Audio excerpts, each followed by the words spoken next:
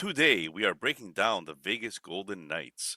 We will be breaking down which players are fantasy relevant, which ones are due for a breakout, which ones to stay away from, and more importantly, who will benefit from the Pavel Dorofeyev departure.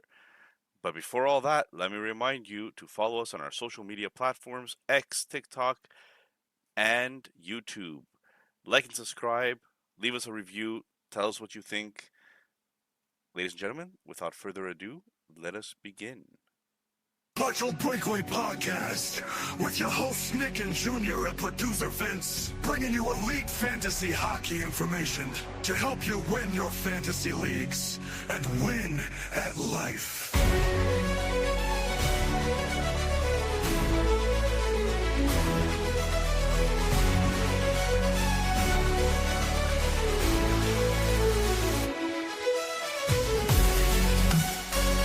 Episode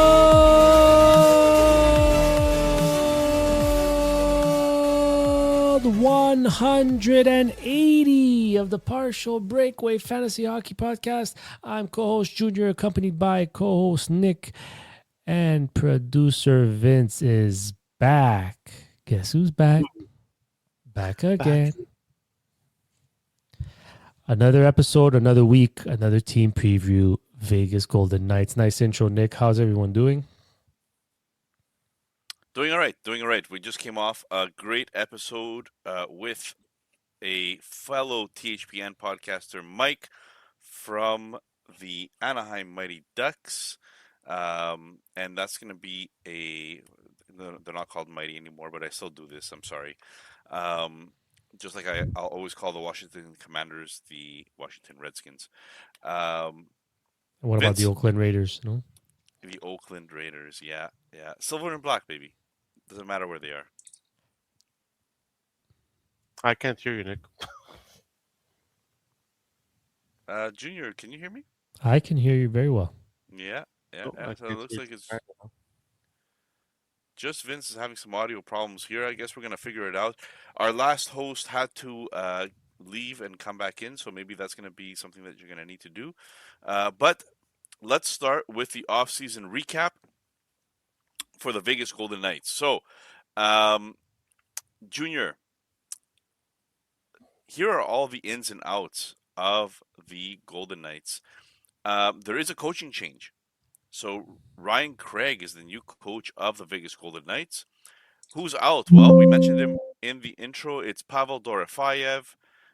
Colton Sissons is out. Keegan Colasar is out. And Keaton Korchak. Well, I always confuse the two, by the way. Colasar and Korchak. Who's in? Victor Olofsson is in. And Parker Witherspoon is in. What can you tell me about this?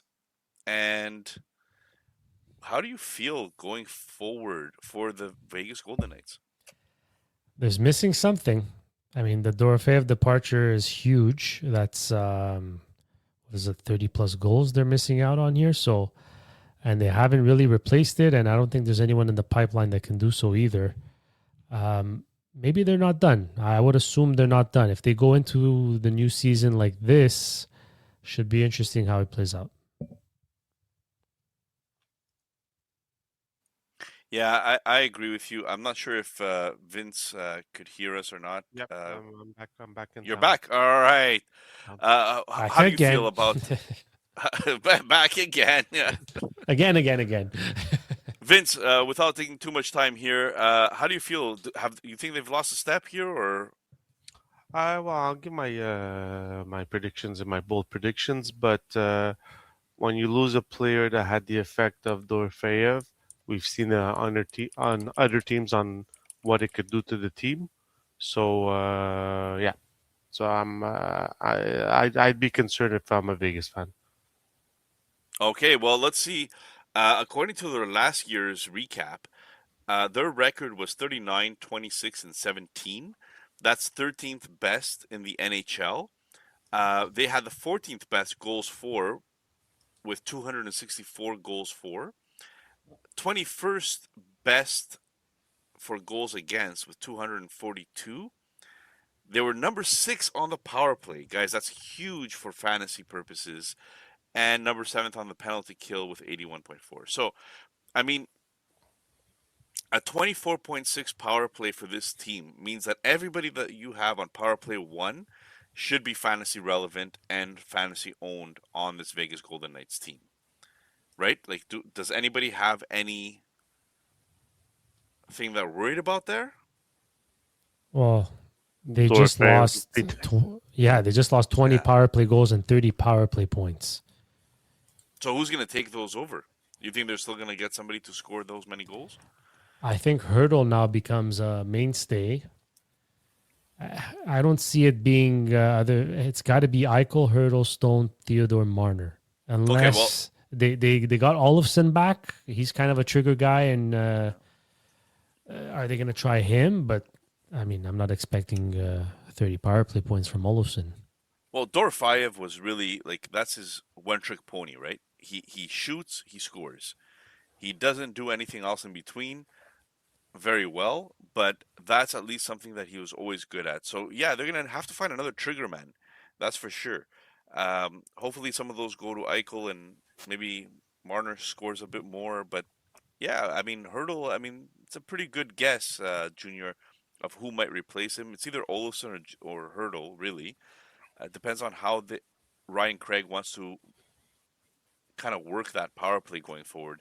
Um, if you guys have nothing else to add there, I'm just going to move on to the fantasy tiers because that's what everybody really looks forward to on these episodes. It is our projections of what we think is going to happen for this team moving forward and what the players are going to look like. So, you guys are good? Yeah, sir. Yep. All right. Well, we do have 2 fantasy stars. Wow. On this team because, ladies and gentlemen, for our Anaheim one, we didn't have anybody as a fantasy star yet, although people might get into that. Jack Eichel, starting his $13.5 million contract, by the way, this year, Mm-hmm. and Mitch Marner are our 2 fantasy stars, and we claim that fantasy stars are point per game or better. So that's what we believe fantasy star outlook is. Any arguments with Jack Eichel or Mitch Marner? No, they're in the right tier, I believe. I mean, Eichel, the only thing is injuries that might worry you, but I mean, he played 74 games last year, 90 points. I think they're both in the right tier. Yeah, and Marner had one of his worst statistical outputs, and he was a point per game last year, 81 points in 81 games. Yeah. So that's point per game. I mean, that's exactly what fantasy star would be. I would even mention, guys, Mitch Marner is listed in Fantrax as a center, left wing, and right wing eligible. So he has the whole trifecta there. Yeah. This guy could do everything. That plays a role, right? Because you want to be able to have somebody that you can move around your lineup depending on injuries or who you want to bring in. So I like Mitch Marner a lot there as a tier 1 fantasy star. Tier 2 is our reliable starters. We only put one person here, although I probably would have put 2, but anyways, Shea Theodore is the number 1 defenseman on this team. He might not score exactly 70 points, but for a defenseman, our tiers are a bit different, right? So what do we think about Shea Theodore and his outlook this season?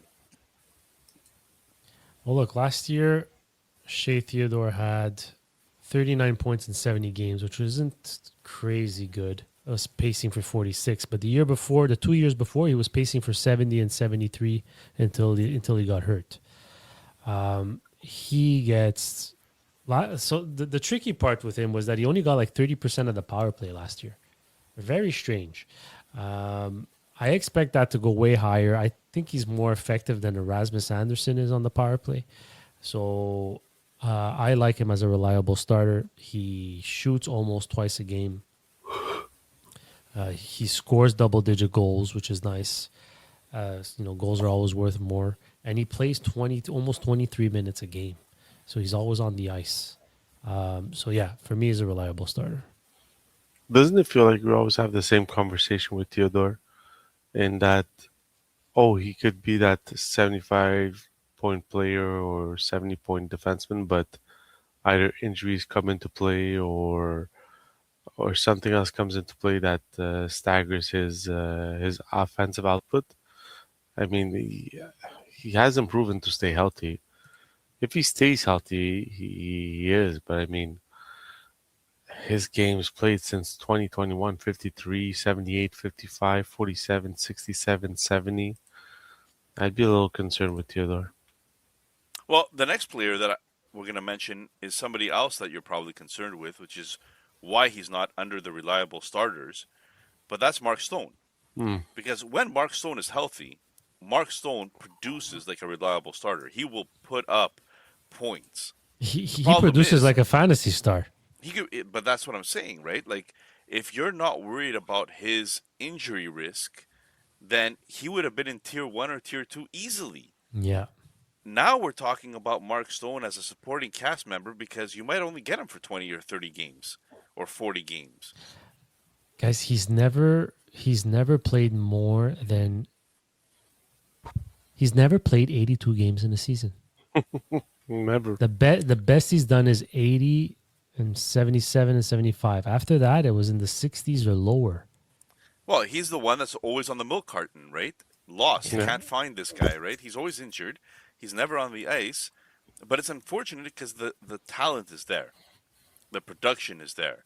Like, Vince, would you draft Mark Stone in your league knowing that he's probably going to miss a third of the season? Look, I mean, last year he put 73. He put up 73 points in 60 games, which is very impressive for a 33-year-old player. But would I draft him at the beginning of the draft? No. If he falls mid-round, I think about it. It all depends the rules and stuff like that. But his injuries, the older you get, the harder it is to come back from injuries. And there's one thing with Vegas this year is that before they were good enough that they could lose a Mark Stone for 30 games and still perform and keep him on the bench a little out of the lineup a little longer and still be effective. I'm not sure if this year they could do that. If he goes down, it's going to be a real big hit for Vegas. Yeah, so that's a good point. As a fantasy GM, personally, I'm probably drafting him if it's somebody that I could get for a reasonable cost. Not his $9.5 million, but more his cost, like not in the top 5 rounds, 6 Hmm. rounds, right? I'm Yeah, talking about exactly. later on in my Mid draft. mid tiers, yeah. But you pick him up, and even if he only plays that 40 games, like Vince said, there's a chance he's more than point per game. That can still save you in certain matchups, depending on when they get injured. So I kind of like Mark Stone for that as a sneaky. People forget about him because he's always injured guy, but he still puts up the numbers. Rasmus Anderson is another guy that came over in the deadline, and they re-upped him right away after the season finished. It was kind of a deal that was in the works prior to that. But what do we think about Rasmus Anderson in Vegas? Is he going to be a top producer? Is he just a supporting cast member, 35 points, 40 points kind of thing? I think that the more realistic output for Anderson is the 40-point range. I don't see him going 50 or above. I mean, he's done it once, I think, in his career. If I'm not mistaken, he hit 60 points in 24-25. No, no, sorry. No, he 31. had 31 points. Yeah, sorry, that's 60 penalty minutes. He hit 50 once in 21-22. And 22-23, he hit 49. After that, it was all under 40. So I think a 40-point player is more what I'm looking into Anderson. If you're in a what peripherals? Peripherals. There we go. If they count, then he gets those block shots and those hits. But Yeah. points wise, I don't like if you're expecting Anderson to be a number one defenseman. I think your team is in trouble, fantasy All wise. right. Junior, moving on to Hurdle. You already mentioned him a little bit as a guy that could take over the power play there.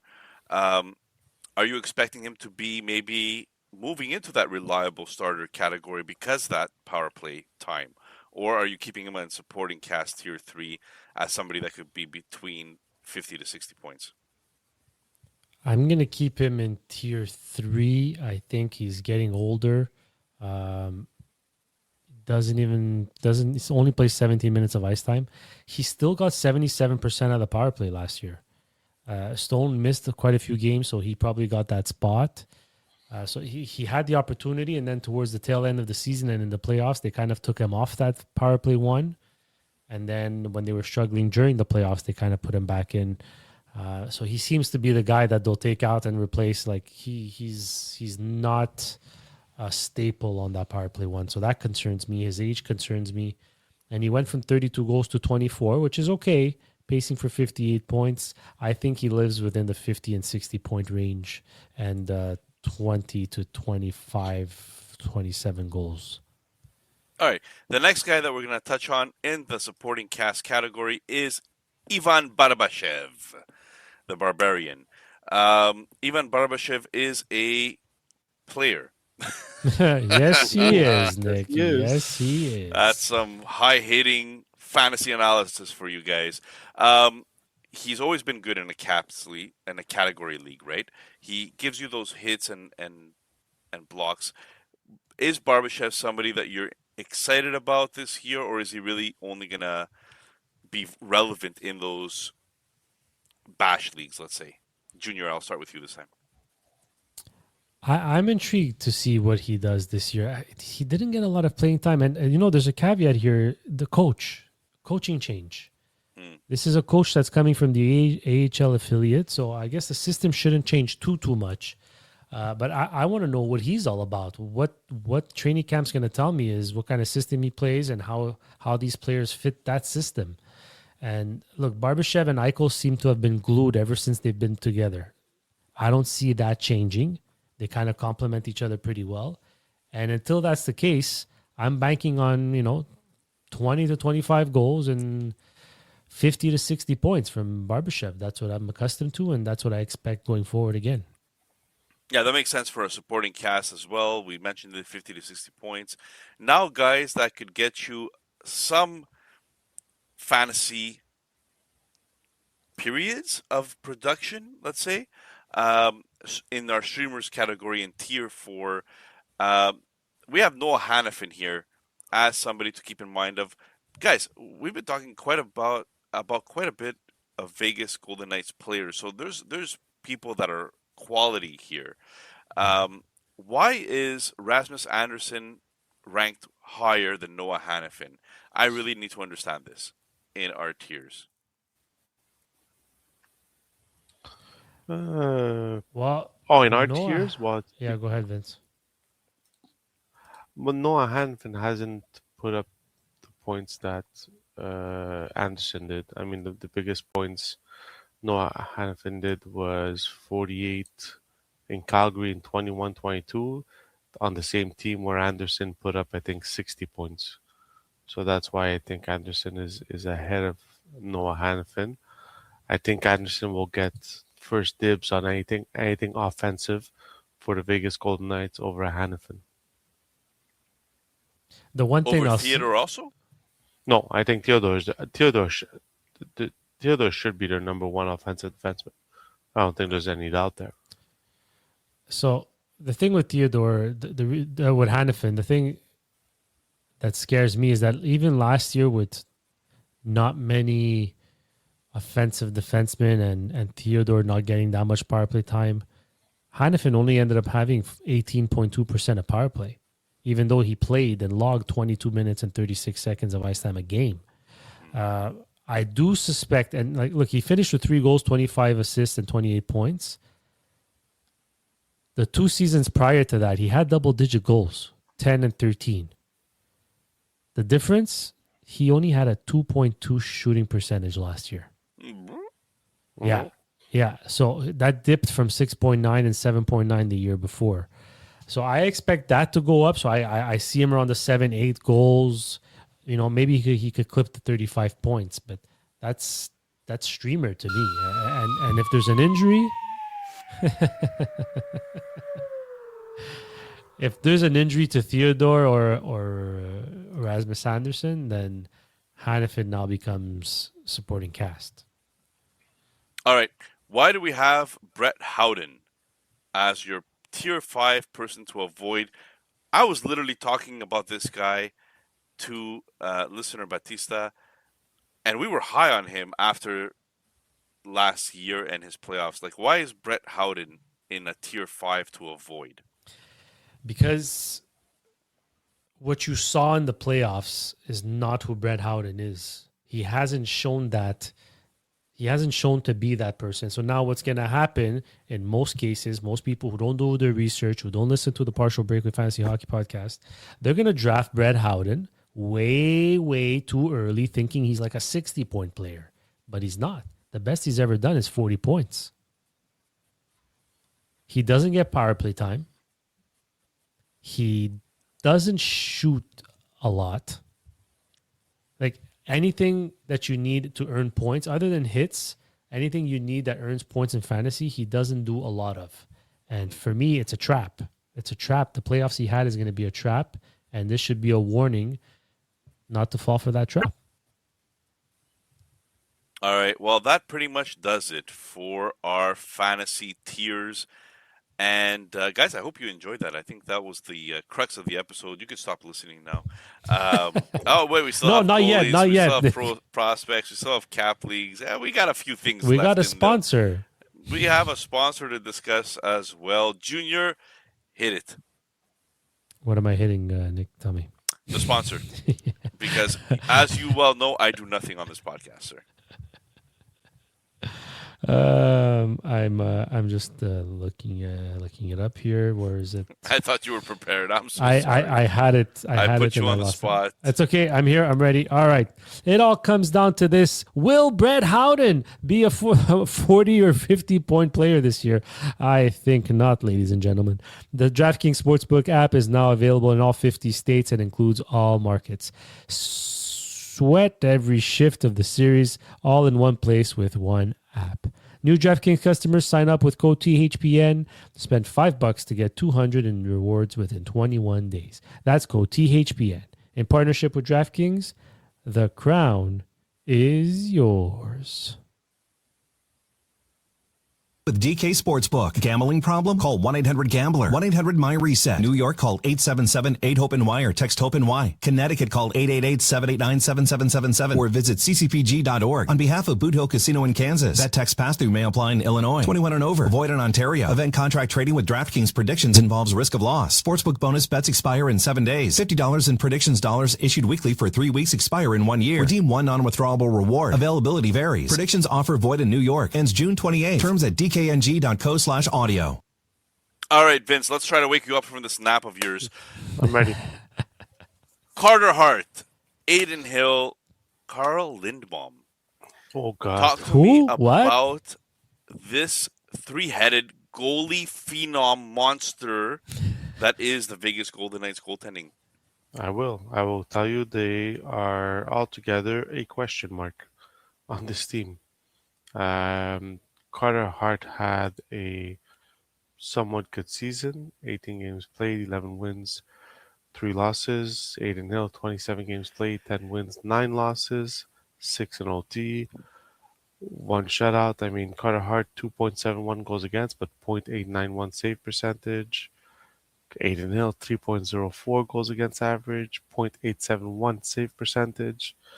We're not going to get into Carl Lindbaum either, so worrisome. I'd say worrisome. I know Vegas was trying to ship Aiden Hill out to make some, to get some cap relief, but this goaltending tandem worries me. Carter Hart had his good moments, but he also had his terrible moments last year, and I think Torts' system kind of helped him in the playoffs. And like we said, we don't know what kind of system they're looking at this year, so it'll be an interesting story to follow this year. Yeah, there's risk here, right? There's a lot of Yeah, risk. I think so. Like I don't think any of these two goalies should be drafted within the first 10 goalies drafted in your league. Like I don't have that much confidence in them. Yeah, I kind of agree there. Junior, do you have any different take than Vince on this? No, you just saw that Carter. Like, I can see Carter Hart being okay. I think last year what we saw, especially in the playoffs, was he hasn't been used to playing that many games, right? Mm. And now that that's under his belt, it's a short off season, so we'll see how that goes. But maybe he'll be better for a longer period next year than he was last year because of that experience. Yeah, well, I mean, let's be clear here. This team was good enough, and probably still is good enough to make it to the playoffs. So if you're looking for wins, I still expect Carter Hart to get you those wins this year, right? So depending on your format, you want to kind of look into that. Aiden Hill, unfortunately, caught lightning in a bottle that one year and never really did anything after that. Got paid. I mean, he got paid. Hmm. We'll talk about that a little bit later. But the team has always been competitive. And because the team has always been competitive, the next part also is affected because they keep trading away their prospects in order to go ahead and compete. So the only real prospect that we have to speak of here is Trevor Connolly. Now, I'm sure we're going to get some hate and some comments in the YouTube chat about, oh, there's a bunch of prospects on this team. Trevor Connolly is the one we want to concentrate on. Junior, why is Trevor Connolly the guy? Because he's the most likely to get a chance sooner rather than later. If they don't do anything, I can see him cracking the top 6, top 9. He adds a bit of grit. He's like he feels like a Vegas player. He's gritty and he can score. So keep an eye out on Trevor Connolly. Yeah, as long as his attitude issues, because coming off the draft, I remember quite vividly that there was a lot of talk about his attitude might be an issue. Looks like this might be behind him. I really hope so for his sake because Vegas could really use a prospect to come in and do something. So Trevor Connolly, the one guy that we wanted to talk about on this podcast. Guys, there's a couple of good contracts for cap leagues that this Vegas Golden Knights team has. We'll start off with Carter Hart because we spoke about it before. He's going to get you wins. He's going to get you starts. He's only at 1 year, $2 million AAV. Isn't that a steal for a starting goalie? Yeah. Especially on a winning team like Vegas. Good analysis, Junior. Yeah. Absolutely. Absolutely. Better word. We need to take out the thesaurus and try to see if we could get some more words there. Most certainly. Vince, you spoke about Shea Theodore already. He's at 7 more years at $7.425 million. That's almost half of Bowen Byram. Yeah, exactly. And almost what I think just a little bit more than what Minchikov is making. So Theodore it's a great contract for cap leagues. It's the only thing we said, and we've been repeating it a lot to the Vegas Golden Knights, is can all these players stay healthy to play enough games to be meaningful in your leagues? All right. Ivan Barbashev, 2 years, $5 million for a top line player, Junior. For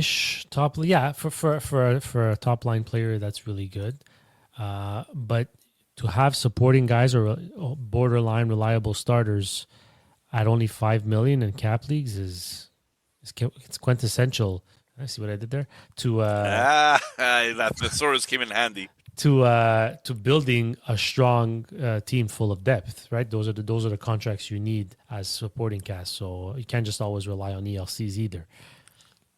Yeah, so I yelled this at the top of my lungs the moment the contract was announced. Aiden Hill, 5 more years at $6.25 million. I mentioned it at the time. This was a horrible contract, and they only gave it to him as a thank you for winning that one Stanley Cup when he got hot that one time. But Aiden Hill has not shown to us that he could be a reliable, consistent starter in this league. I don't know if you guys have anything else to add, but if he's not a consistent, reliable starter at $6.25 million for 5 more years, I pity the fool that has him in fantasy as well. Well said. All right. All right. Guys, let's do our rapid fire here and close out this episode soon. The rapid fire is our award winning segment where we each pick a category: must draft, drafted value drops, late round flyer, watch list, avoid at all costs, and breakout candidate. So I'm going to start off with Vince as he's the only one that actually filled out the sheet. As long as you guys know, did my homework. Vince, what Yeah. is your rapid fire category for today? I have Barbashev as a must draft just because he's gonna get the opportunity to play on that first line with Eichel and Stone. I personally think he will get that opportunity on the PP one also when it starts to struggle. And I, it's not like other players where he'll get his chance to play on the first line and then if one thing goes wrong he'll be demoted because the guys behind him, I mean, they have Howden, Olofsson, and Holtz. I don't see Olofsson and Holtz moving up in the lineup. So the worst thing that could happen is Barbashev goes on to the second line and plays with Marner. So I feel some of the loss of goals from Dorofeyev might be there for him to get. So that's why I think he's a must draft on this team. All right, Junior, talk to us about the category you've chosen. I've chosen watch list, and it's William Karlsson. A little bit forgotten about. He only played 14 games last year. I think he came back towards the end or into the playoffs. I think it's a guy who's going to center the second line. He's going to play with Mitch Marner and Brad Howden. Again, new coach. We don't know exactly how it's going to play out. But he's always done pretty well with Vegas. He's always been reliable for 40 to 50 to 60 points. I expect him to have a pretty good season this year. Don't need him All to. right. I am going to go with draft if value drops. I mentioned them before. Mark Stone. People forget that Mark Stone put up all kinds of numbers when he's actually healthy. If his value is actually dropping in your fantasy leagues because people are scared of his age or scared of him being injured all the time, you nab this guy and you just laugh as he puts up points for those 60 or so games. And hopefully that's going to be your playoffs as well. Your fantasy league head-to-head playoffs where he puts up those points. Because if you grab this guy in the later rounds, it's going to pay off dividend there. Guys, bold predictions. This is our segment where we say anything and hopefully one of them sticks, but most of them will delete after we say it. Guys, how close was I last year? With Dostal winning the Vezina. No, with the Vegas Golden Knights winning the Cup. Vince, what is your prediction for this year, sir? Well, my prediction is complete opposite to Junior's last year's prediction. I think Vegas Golden Knights missed the playoffs this year. I think they're every player you look at has a Band-Aid next to their name, and they don't have players to take their place. So if like this year, if a Stone goes down this year, it's gonna hurt them more than previous years. And I don't think Vegas did a good job replacing Dorofeyev, just like the Maple Leafs didn't do a good job of replacing Marner. And I think the effect will be the same, especially with the question marks and nets. So I think they'll struggle to make the playoffs, and in a up and coming Western Conference, I think they'll have a difficulty making the playoffs this year. Well, I said I wanted bold. Vince, that, my friend, is bold. Rascals. Junior, what is your bold prediction? Please tell me you have one that's actually decent for our listeners this time. I'm going to go with Ivan Barbashev. 30 goals this year. Whoa, that's pretty big. That's pretty big. All right. And I will end it with